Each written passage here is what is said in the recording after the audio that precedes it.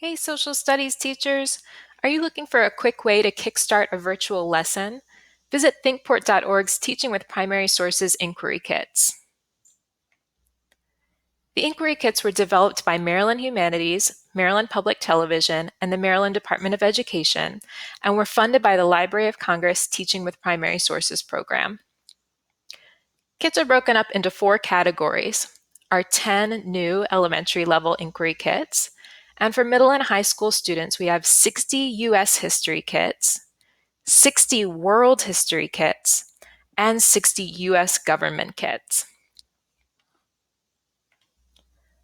Within those large categories, we have units that correspond with Maryland State Social Studies standards, and you can see them here as I scroll down.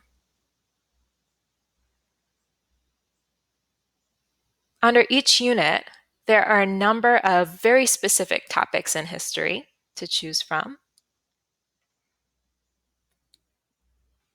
Each kit starts with 3 thinking questions that will help guide your students' investigation into that topic.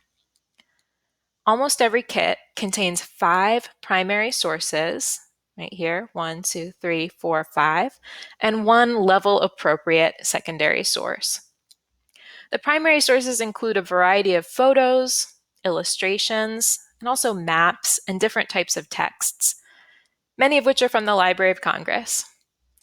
All of the sources on the page link out to where they exist on the internet, and we encourage students to click through and analyze the sources, and also to look for that metadata that can help them learn more about the source. So once you get your students into these kits, what can they do? For your day-to-day virtual classroom activities, you could have students work independently or in breakout rooms if you have that feature available. And they can start by analyzing each source using the primary source analysis tool. And I'll show you where this links out to the Library of Congress website. And they can observe, reflect on, and question each source. And students can actually type in their responses here, and they can even email them to their teachers. Then students can start thinking about how the sources in the kit fit together. And the activities that you choose to do with these can depend on the historical skills that you want them to develop. For example, you can have students practice writing a thesis based on the evidence that the sources present. Inquiry kits are also a great starting point for research projects or project-based learning like National History Day. They help your student narrow their topic into something manageable and give them a few sources to kickstart their research. So you can see that this project was based off of a kit. There is also a set of research learning modules on the site over in the left-hand menu.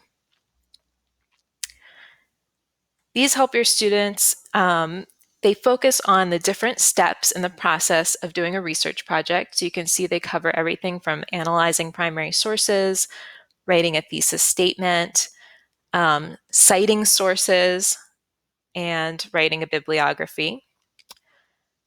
And I'll show you one of these.